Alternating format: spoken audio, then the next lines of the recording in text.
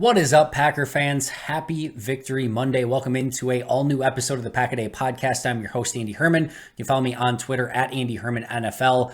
The Packers defeat the New Orleans Saints 18-17 in their home opener at Lambeau Field. An extremely improbable victory, not necessarily because of the two teams that were matching up, but because of the 17-0 deficit in middle of the fourth quarter.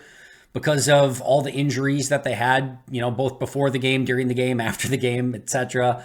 And just looking really abysmal, basically, through 3+ quarters of this game and just didn't look like they were going to have it in them. You go back to that 4th and 2 to Patrick Taylor, like you're thinking they got to get a touchdown there if they even want a chance. They fail on the 4th and 2, Love and Patrick Taylor just not on the same page.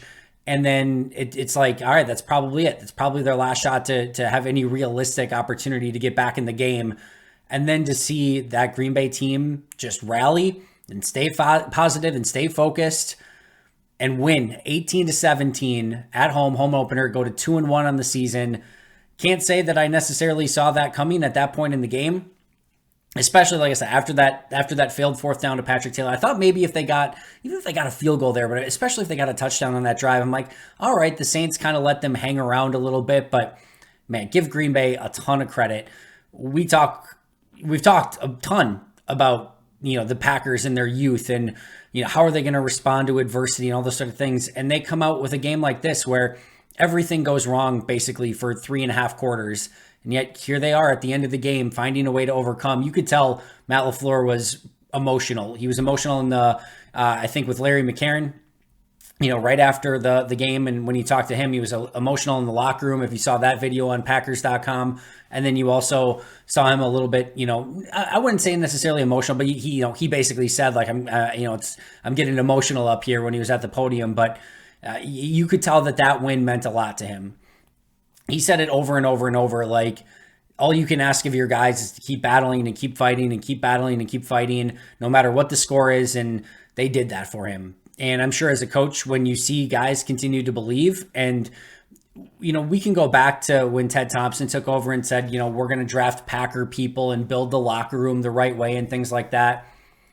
We can talk about the merits of that. We can talk about, if that's served them well. There certainly is, been, I think, less off the field stuff than a lot of other teams have had. But I think what it does get you is a locker room in these sort of situations. And obviously it's carried over from Ted to Brian, but a locker room in these sort of situations where, you don't have teams that give up. And Green Bay has done everything in their power to breed a winning culture. And it's not always going to result in a winning season. And we saw that last year. But I still go back to last year. That Chicago Bear game, they're on the road. They had lost 7 of 8 games, and they're down 2 scores going into the 4th quarter in Chicago. And that was a total checkout moment. So many other teams would have checked out right then and there and said, it's not our season. They lost 7 of 8 games, and they were facing the worst team in football on the road, down 2 scores, 4th quarter. It's like, it's over. You're not going to the playoffs. Like, what do you like? And instead, they find a way to win in that 4th quarter. They win, I think, 3 more games after that, sort of improbably. And then, unfortunately, they don't get the job done against Detroit in the final game. But that team kept fighting over and over. And we saw that same mentality at the end of this one where they just didn't give up. And it was really fun to watch. I mean, the whole game wasn't necessarily fun to watch. It had its moments, but most of those were bad moments in the first 3.5 quarters. But it makes it all the more worth it when you see the effort and the non... just the, not giving up and keep fighting and everything Matt LaFleur preached in his post-game press conference. It made it all that much more worth it to see this team overcome, especially being young, especially being where they're at as a team, and find a way to get to victory, especially from the jaws of defeat, and go to 2-1 and now have an opportunity to go against the Lions for the right to hold the lead in the NFC North following 4 weeks of the season. So we talked about, and specifically I talked about all offseason of beware the roller coaster that's about to come. There are going to be high highs and there are going to be low lows. And we had a high in Chicago. We saw a low at the end of that Falcons game. We saw really low lows through 3 quarters of this game, and then extremely high highs in the 4th quarter against the Saints. To put that into perspective, Through the first 7 quarters, first 4 quarters against Chicago, and then the next 3 quarters against Atlanta, the Packers were plus 30 in point differential in those 7 quarters. Through the next 4 quarters, from the 4th quarter of the Atlanta game through the 3rd quarter of the Saints game, they were outscored exactly 30-0. So they were plus 30 in the first 7 quarters, outscored 30-0 exactly in the next 4 quarters, and we're at a 0-point differential. That cost them the game against Atlanta during that run. And then they won the 4th quarter against New Orleans 18-0. So one more time, first 7 quarters plus 30, next 4 quarters minus 30, next quarter plus 18. We talk about the roller coaster, that's what you're going to get. And I think for the most part, this is where this team sort of deserves to be at 2-1. You could make an argument that, based on how they played, the majority of the game against Atlanta and New Orleans, maybe they could have lost both of those games. They certainly deserve the win against Chicago. And then I think you can make a strong argument that overall how they played in those next two games, they deserved probably to be 1-1 in those 2 games, but deserve has nothing to do with it.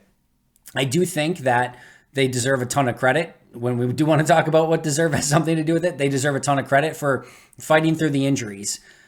They had every right. We talk about being down double digit, your 2 scores, I should say, to Chicago a season ago in the 4th quarter and having the right to give up. It's hard not to look at that injury report. I mean, when I posted the inactives for the game on Twitter, every one of my replies were screwed. It's over. I'm done. I can't watch this crap. I'm so sick of the injuries. It was just a laundry list of like 200 plus responses of negativity, and it's over. And I understand that. I understand the frustration with the injuries and everything. But remember that human emotion that you're feeling when you see the inactive list, now imagine being a player on the team. You know it too. Matt LaFleur knew it. You're going in without a ton of guys, and we'll get to all those in just a moment. And then you suffered more injuries as the course of the game goes along. And you're down 17-0, and nothing's going your way. You had some drops, you had an interception, you had some bad penalties, a special teams touchdown, like nothing is going, it's just not your day. And they fought through it and they win the game. So those roller coasters of, emotions and ups and downs, those are going to continue to happen. And the lows, like that 4-quarter stretch from Atlanta to New Orleans, is going to feel pretty crappy. Outscored 30-0 in that time frame. But man, the highs, a huge win against Chicago, a huge comeback against the Saints, and really 24-12 up in the third to start the 4th quarter against the Falcons. Those feel pretty darn good. So buckle in. It's going to be a bumpy ride through the remainder of the season, but you're going to get a competitive football team that's entertaining, and you're just going to have to live through some of the rough patches because they're just going to be there. It just is what it is at this point. Now, all of that aside, that's sort of the, in a nutshell, sort of takeaway from this game. This is the Jordan Love day. It was billed as the Jordan Love day, and it came to fruition as the Jordan Love day. He's the guy that's coming out of the tunnel, the last person out, his first time being introduced to Lambeau Field as the starting quarterback of the Green Bay Packers, his first start in a regular season game at Lambeau, really his first any significant playing time. I think Rob Domofsky put out the tweet. It was something like only like 11 of his pass attempts, 11 or 12, something like that, in his regular season career up until this point were actually at Lambeau Field, all of those in garbage time. So this was his first opportunity to be the guy at Lambeau in the regular season and have him be announced coming out of the tunnel. You could tell that place was jacked up for him coming out. He was a captain, prior to the game or, at the coin toss, he was one of the selected captains for the game. He's on the cover of the game day program for the day. Like, this was Jordan Love day. This was like, hello, Lambeau Field. This is your new franchise quarterback, and we're going to celebrate it today. However, the NFL script writers don't always go along with, at least at first, what you're expecting the day to be. And you're like, all right, this is sort of the inauguration of Jordan Love at Lambeau Field, and everyone's excited, and it's goosebumps with him coming out of the tunnel, and everyone's pumped for the first home game of the season at Lambeau Field, and then it's just a wet fart for 3+ quarters. And, Love didn't play great. The receivers didn't help him out a ton. And it just looks like, all right, It's just going to be one of those days you hang with him, and hopefully, he's able to bounce back and maybe be better next time and against, the Lions on Thursday. I mean, there's a point midway through the third quarter where just everything, you're like, thank goodness there's a game on Thursday so they can just burn the tape on this one and just immediately go to the next game and sort of forget about Packers Saints. And then this is where it was truly in what I tweeted out as sort of a coming of age moment for Jordan Love in game number 3 of him being a legitimate starter for Green Bay. We saw some pretty good stuff from Jordan through the first 2 weeks. Nothing perfect, still things he needs to work on. We saw more that he needs to work on in this game. I think, again, some missed open throws. The one to Musgrave, I know Musgrave took responsibility for it. I think Love took responsibility for it. Those are timing things that will come with time. But there's definitely some throws he'd like back. You have the deep throw down the sideline where it's basically an arm punt at that point. It's not the most terrible interception in the world. But I think definitely some plays that Jordan would like to have back in this one. But yet, when everything was down, your team's down 17-0. You have everyone that's hurt. I mean, the majority of your elite level talent is on the sidelines, either pre-game or during the game. And this team is looking for somebody who's going to pick them up. And it legitimately felt like Jordan Love, with 8.5 minutes left or whatever, said, jump on my back. I got this. And to have that moment already for Jordan Love it's that's special. And I still will tell you, I don't know where Jordan Love ends up in the echelon of quarterbacks when he reaches the peak of his powers. I don't know. There's still a long way to go before we're crowning him or saying he's the third in the line of amazing, Hall of Fame quarterbacks or anything like that. We're nowhere near that point. But some of the special level throws that he's put on tape through 3 weeks, and then this sort of performance in the fourth quarter, that's special stuff. And that's character building stuff. That is leadership level stuff. And it literally, I'll say it one more time, it looked like he just said, hey, we're going to win this game, and I'm going to figure out a way to do it. And he got, helped out on that second drive a little bit by a couple big pass interference calls, no question about it. But still, his running ability, you go back to the fourth down run. 4th and goal from the 2-ish yard line, 1.5, and they run the read option. And that's DeMario Davis in the hole. That's one of the best linebackers in football that has Jordan dead to rights. And Jordan's a talented runner. We've seen that. There's no question about it. This is not Michael Vick. This is not Vince Young in his running prime at the University of Texas. This is not insert insane mobile quarterback Randall Cunningham, whoever you want to put in there. That's not Jordan. So when DeMario Davis has Jordan dead to rights in the hole to stop him short for a touchdown, game over right then and there if he does, the fact that Jordan is able to find a way, will a way to get into the end zone, that was a microcosm of what his day was like as a whole. He just did not give up, and he kept punching and punching and punching until finally, by hook or crook, they were up 18-17 and found their way into the record books with a win. And the day ended the way that it started. It started being about Jordan Love and him entering the tunnel with all this excitement, and it ended with him leaving the tunnel and hands raised, the hero of the day, getting the game ball at the end of the day from Matt LaFleur. 2 game balls given out, one to Jordan, one to Rashawn Gary, who we'll talk about in just a moment. But that was a special performance in the fourth quarter by Jordan, and it deserves to be recognized as such. And I thought, through the day as a whole, he was 22 of 44, 50% passing, 259 yards, 1 touchdown, 1 pick, 9 for 39 on the ground with a touchdown and a 2-point conversion that he threw to Toure. That 2-point conversion was an awesome play by him. He had the great ball to Romeo Doubs for the touchdown. I thought throughout the day, I didn't think his rhythm was necessarily great, but I didn't think the receivers did a ton to help him out. The offense had a butt ton of penalties. It was just a no rhythm day overall for the offense. And we'll talk about that more in just a moment as well. But when everything's on the line, and I said this in the post-game chat, I guarantee you that potential game-winning drive last week where they had the opportunity to go and win the game, I bet that ate Jordan alive this week. That I guarantee you he's extremely competitive, and he may not show it because he's so even keeled. But I guarantee you that ate away at him this week. And now he had the opportunity to go and lead his team down for a game-winning touchdown drive, and he was going to do it. And he showed it off with his legs, with his passing. He did it without all of the huge players that were missing in this game.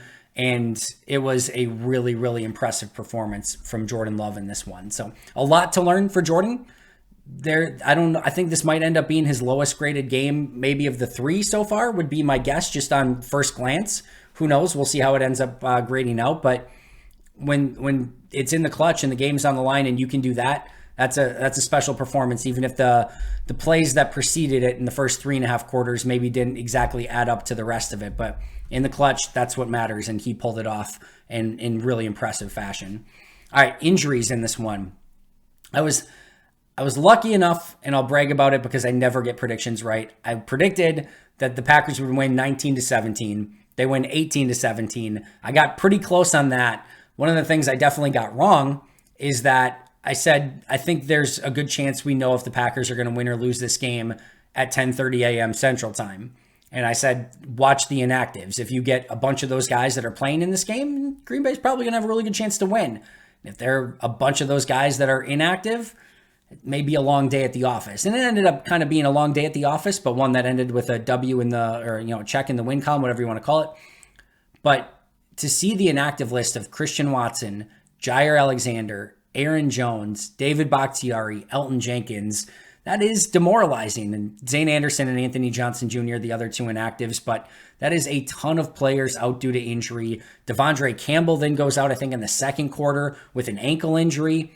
He does not return. Carrington Valentine goes out with a bicep injury. He does not return. Zach Tom leaves the game. The only thing he missed were the 3 kneel downs at the end, but he was announced with a knee injury. I posted the play on my Twitter if you want to see how he injured it. Looks like he slipped right around midfield, right around the G, and it was kind of like an awkward landing, so didn't look great. He did play 3 plays after that and didn't look really too labored or anything, so hopefully it's not major, but anytime you hear knee and then he doesn't come back in the game after that is a little bit concerning. But man, the injuries continue to pile up for Green Bay. Hopefully, fingers crossed, some of those were a little bit more precautionary and they're able to go Thursday on a short week, and they just kind of gave them a little bit more time. Not sure what the thinking was there, if that was part of the process at all, but hopefully some of those guys are really close. Not sure what the prognosis is going to be on Campbell, Valentine, or Tom playing this week, but that injury list is going to be one to keep an eye on, with some pretty significant, extremely significant names that are going to be on that list. And just makes the win that much more impressive when you're missing your left tackle, your left guard, your wide receiver 1, your running back 1, your corner 1, your corner 3, your corner 4, and we can go on, your inside linebacker 1. That's a lot of guys to be missing in the modern day NFL, and they still found a way to win it. So congrats to the guys for finding a way to pull that off. Let's talk about the defense really quick, because if we are going to be quick to criticize, and I say we as like a fan base in general, but if we're going to be quick to criticize Joe Barry when things go poorly and say fire Joe Barry, then we need to give him his flowers when the defense does what they're supposed to, and really above and beyond. If you're allowing 10 points in a game on defense, you should win. Now, we could even argue that, hey, maybe they should have had that field goal at the end, and we'll talk about that in a second as well. But so maybe they should have allowed 13 points in this game. Okay, that is still a massive winning performance for the defense. And I think they had a pretty good plan of attack. They were so much more stout against the run. 22 carries, 77 yards, 3.5 yard average for the Saints in this one, a long of only 19 yards on the ground. They filled the gaps better. They held their assignments better. They were stout at the point of attack. They were more physical. That was a much, much, much better performance on run defense this week than it was last week in Atlanta. They get 4 sacks on the day, 3 by Rashawn, 1 on Kenny. They don't get any turnovers, but I thought overall, they did their job above and beyond in this game and really did everything they could to keep Green Bay in this until their offense finally got going. So I thought the game plan was good. I thought the execution was better. It does help when, Rashawn Gary had a bad week in week 2. He has 3 sacks in week 3. When your star players play better, your game's going to go better. So a part of it is that too. But that's when we talk about hey, it's not all on Joe Barry in week 2. It's not all on him in this week too, and things go great. A lot of times, sometimes your stars just make plays. Rashawn Gary, 3 sacks, and it wasn't just that. I thought other people, stepped up in this game. I thought Razul had a really good game at first glance. I thought McDuffie and just their linebacker platoon, really stepped up in Devondre Campbell's absence. Eric Wilson, sorry, that was the name I was looking for. I just thought overall,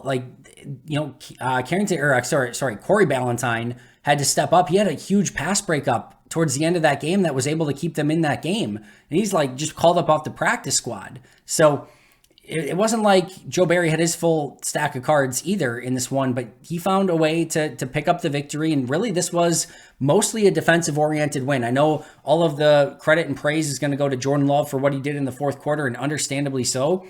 But the only reason Jordan had the opportunity to even put that comeback together was because the defense held him to 10 points through the entirety of this game. So really impressive on that side of things, and I think Joe Barry deserves that credit. You would have liked to have seen Packers get the lead up by 1. You would have liked to have seen the defense come up with the stop on their own. They wouldn't have needed the missed field goal. They just got the turnover, the stop, whatever. They did hold them to a 40-some plus yard field goal. It's not like they had a chip shot, but that's a field goal that's going to get made more often than not, and then the offense is going to have to go down with about a minute left, down by 2, and try to get a game-winning field goal, and then Anders will have to make it too.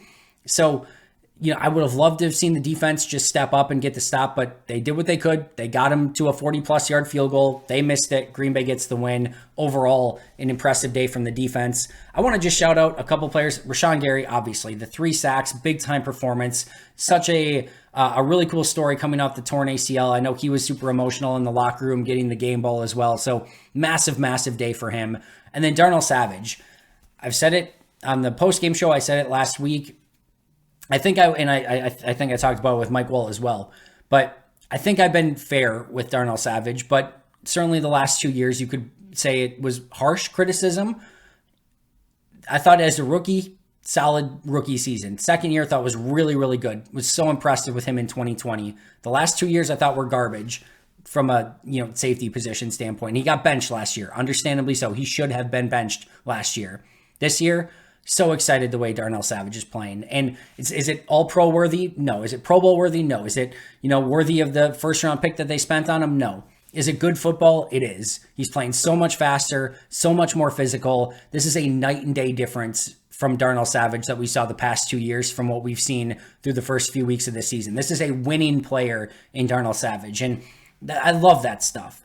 As I said on the post-game chat as well, I want all of these players to do well. I'm going to be honest with what I see on tape. Sometimes I'll be wrong. Hopefully more often than not, I'm right. But I'm going to be as honest as I possibly can with my evaluations of what I see. I don't think I would be doing my job if I didn't do that. But I want all of them to do well. I would love nothing more than Darnell to go out and have an incredible season. And so far, so fun to see him playing so much faster with so much more confidence, so much more physicality. And I'm really, really excited by it. So kudos to him. I know it's a contract year, and contract years sometimes will do that, but you still got to go out and perform. And so far, he's done that this year. From an offensive standpoint, we clearly talked about the last few drives and going out and winning that football game. I thought overall this was an extremely disjointed performance. A ton of self-inflicted wounds and penalties, false starts, holding penalties, illegal formations, just all of it. Just extremely lack of attention to detail and really kind of disappointing through the vast majority of this game. The run game was once again atrocious. A.J. Dillon, 11 carries, 33 yards.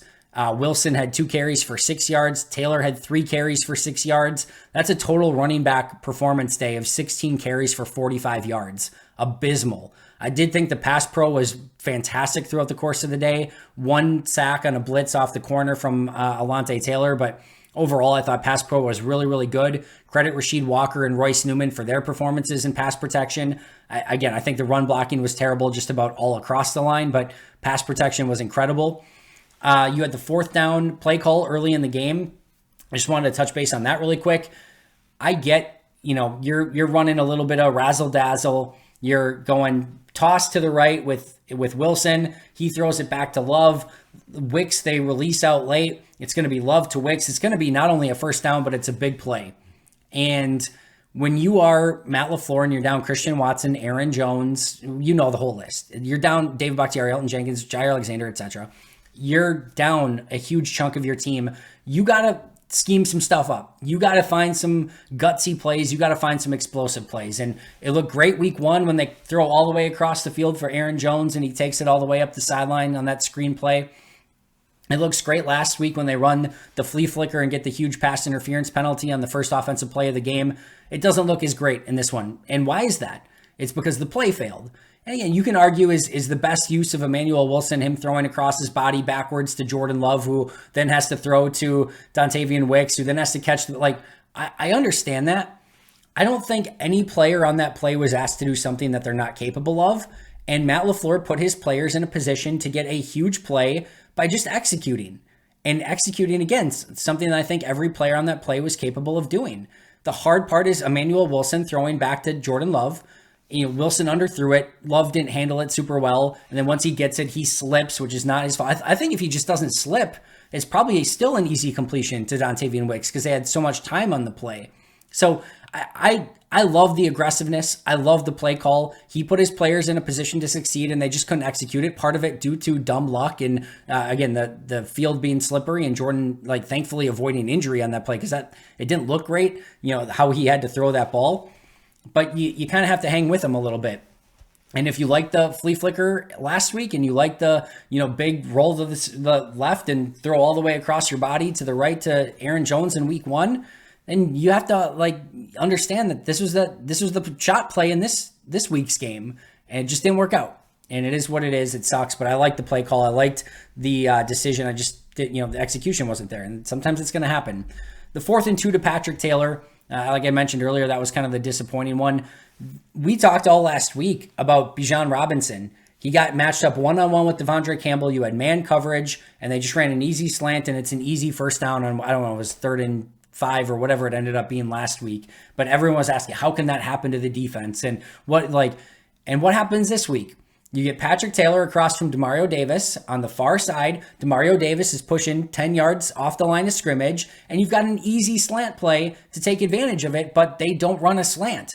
And, Matt said it was designed to go to Musgrave on the other side. That, by the way, would not have worked either. It looked like Musgrave, he slipped, believe it or not, didn't have his balance on the play.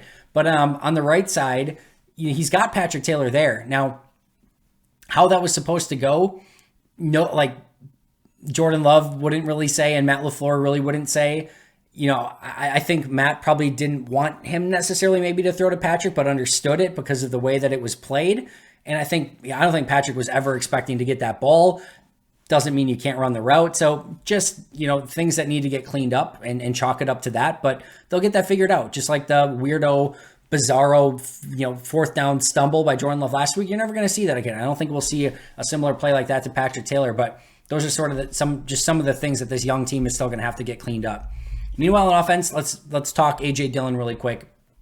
A.J. Dillon, after 3 games now, 39 carries, 107 yards, 2.7 yards per carry, 0 touchdowns, 3 catches, 25 yards. His longest play in 3 games has been 14 yards. All right. He has 132 yards on 42 touches. 132 yards on 42 touches. Aaron Jones has 127 yards on 11 touches this season. So 31 fewer touches for, 5 less yards. 5 less yards on 31 fewer touches.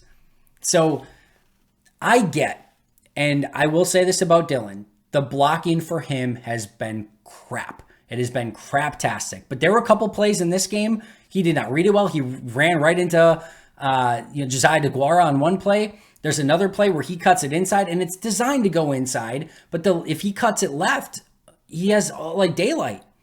And he just doesn't see that stuff. So he also doesn't have the explosivity. He doesn't have the ability to make people miss like, Aaron Jones does. And few do. Aaron Jones is a special player. But you're just looking for something a little bit different, and it hasn't been A.J. Dillon. And the thought process was, hey, if A.J. can just, be the guy and they can get him in a rhythm, he's going to be much better. That has not been the case. And I will say it one more time, the run blocking has been atrocious. and it's not acceptable on that side of things. And you have to give AJ a little bit of accident forgiveness. But at some point, if you're a playmaker, you get the ball in your hands, you have to make plays. And AJ Dillon has been unable to do that, and it continues to be a problem so far this season. I just want to go over this really quick just to show you the disjointedness of this offense. This was from the fourth quarter of the Falcons game to middle of the third quarter of the Saints game. This is what the offense put out there through that time frame. And again, it does go back to the fourth quarter against the Falcons, but 3 plays, 2 yards punt, 3 plays, 5 yards punt, 4 plays, 0 yards turnover on downs, 4 plays, 8 yards turnover on downs, 7 plays, 27 yards punt, 6 plays, 10 yards punt, 10 plays, 41 yards punt, kneel before halftime on just a 1 play, kneel. 3 plays, -4 yards interception, 3 plays, 1 yard punt. 44 plays, 89 yards, 0 points. 44 plays, 89 yards, basically 2 yards per play during that time frame with 0 points. That's what the offense put for a huge stretch against both the Falcons and the Saints. Punt, punt, turnover on downs, punt, punt, punt, kneel before half, interception, punt.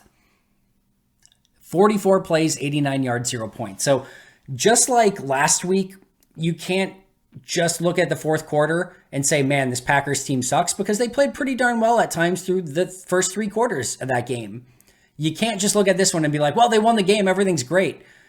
There were 3 quarters of pretty crappy football from the Packers in this one, and it's great they got the win. That's the most important thing. It was a gutsy win, and they deserved to celebrate in all of it.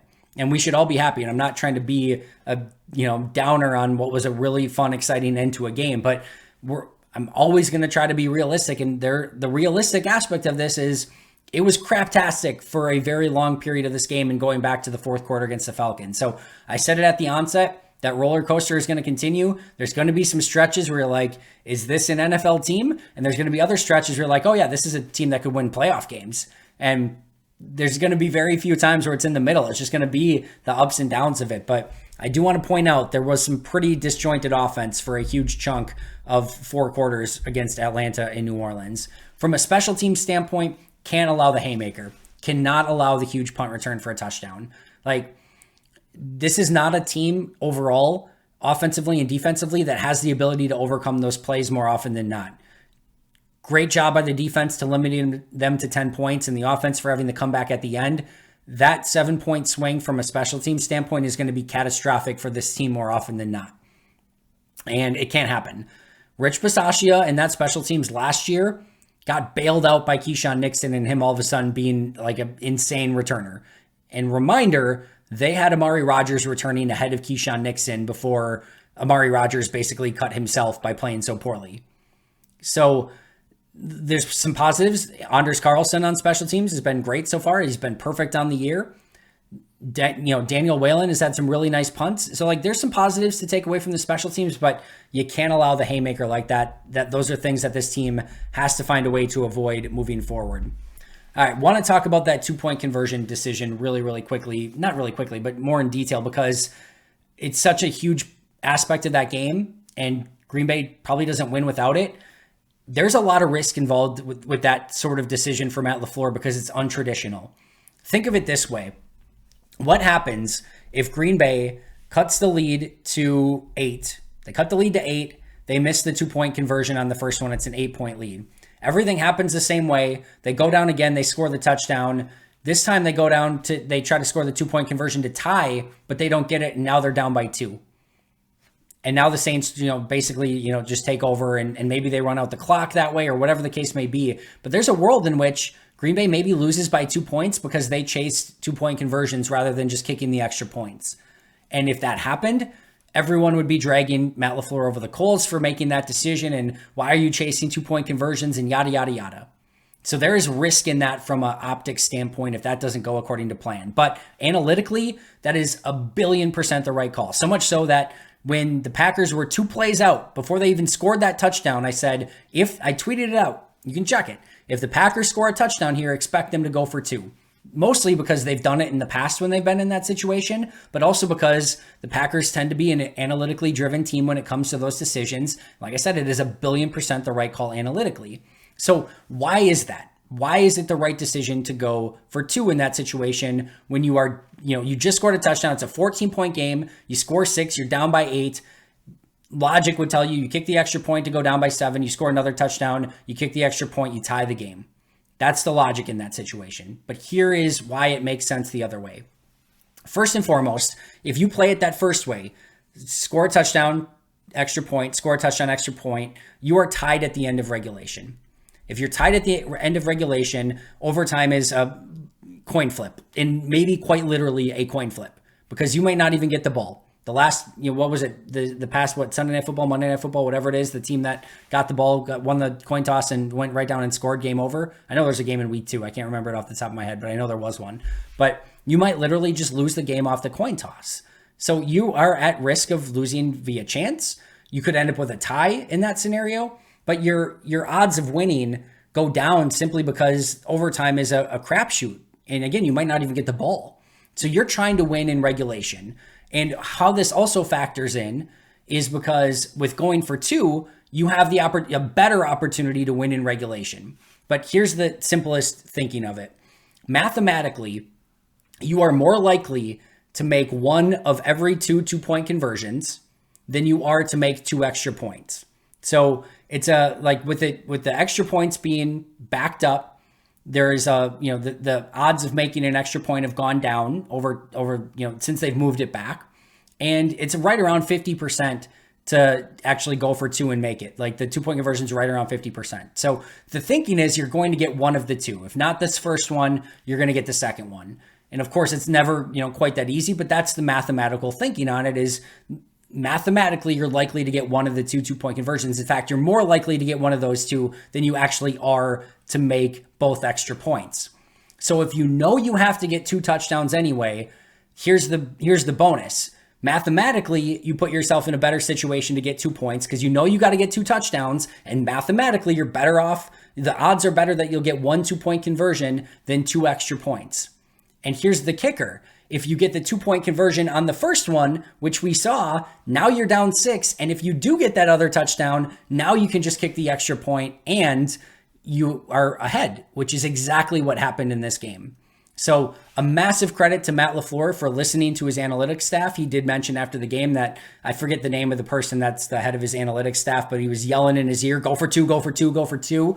But it takes the coach to have the to the guts and the, ability to say, yeah, we're going to go for 2. And he did it. So it's the right move. It's 100% the right call. It's one of the first times I've actually seen it work where they get the 2 on the first one and then kick get another touchdown, kick the extra point and actually win the game. But it's the right move, and it was awesome to see it play out because it's the right move analytically, and sometimes the stuff doesn't always play out the way you expect it to, but in this case it did, and it was a massive difference maker. They just kicked the 2 extra points, and this game goes to overtime. So I guess, Green Bay would have got the ball back with a minute left, and they could have gone down and scored. So who knows the butterfly effect afterwards of what could have potentially happened, but it was the right move, and it paid off in a massive way. Last couple things, I think this is an incredible character win for this young team. They found a way to win, just like they kind of found a way to lose in week 2. It's the antithesis of that, the exact opposite. They found a way to win in this one, and especially when you can do that a week later, when everything went wrong at the end of that fourth quarter against Atlanta, and you could get down on yourself, especially when you're down 17-0 going into a fourth quarter, to have the character to look adversity in the face and say, F you, we're going to win this game. Tip of the cap to this young team and the veterans on the team for finding a way to win, and a huge shout out to Jordan Love for what he was able to do in that fourth quarter. And it's really hard not to think of some of the possibilities for this team if they were actually 100% healthy. Imagine what this offense looks like. We've seen some of the stuff from Jaden Reed and Luke Musgrave, from Dontavian Wicks, and just this entire offense. Romeo Dobbs again in this game. We've seen some of the fun stuff. Now imagine they've got a David Bakhtiari and Elton Jenkins, and they've got Aaron Jones and Christian Watson. It's hard not to get excited about what this offense could be if they actually have their full arsenal of weapons. And hopefully that day comes sooner rather than later, and it's not just an imaginary thought of like what this team could be, because I think it could be really, really fun if they could actually get all of those weapons and just everyone healthy all at the same time. Meanwhile, Bears and Vikings both lose. They are both 0-3 on the season. Nightmare situation for what's going on in Chicago. Just beyond brutal. However, they might be online for like the top 2 picks in the draft. So that's another story for another day. Vikings 0-3 as well, a really tough loss at the hands of the Chargers. So their season not off to a great start either. The Lions get the win over the Falcons, and that's a team obviously Green Bay couldn't beat a week ago. So now Green Bay and Detroit will match up on Thursday Night Football this week. Should be a really, really fun matchup. Both teams 2-1, and it will be for the early control of the NFC North and could be a very important tiebreaker at the end of the year. So really looking forward to that game. It's kind of it for my thoughts. Shout out to new member Adam Hansen. If you haven't checked out Pack-A-Day Podcast memberships yet, make sure to do so. Our Hall of Fame members, Most Hated Minnesotan, PJ Wynn, John Wild, Shea Bradad, Arnaldo Espinoza, Boom Handle, and Jennifer Wright. All you have to do is click the join button below if you're on YouTube, and you can check out all of the different tiers for Pack-A-Day Podcast YouTube memberships. Appreciate all of you who have already joined. And if you're thinking about it, why not? Go ahead, do it. You'll be amazing, and I'll appreciate you a ton. If you can't, maybe just subscribe, tell a friend about the show, go on Apple Podcasts, give it a 5-star review. Appreciate all of your support a ton. You guys are nothing but amazing. This is what it's all about. This is why we do this. Is why we geek out. It's not always pretty. It's not always sexy. Sometimes you're down 17-0 and everything's going to crap and everyone's hurt, and you still find a way to come back and win at the hands of your young, inexperienced, 4th-time starting quarterback in the NFL, Jordan Love. What a day. What a moment. I think one that a lot of us are going to remember. It started off the day being about Jordan Love, the captain, the program, the coming out of the tunnel, and it ended being a day about Jordan Love as well. Fun stuff. Hope you guys enjoyed this show. I will see you guys right back here tomorrow with an all-new episode. Don't miss it. But until next time, and as always, go Pack Go.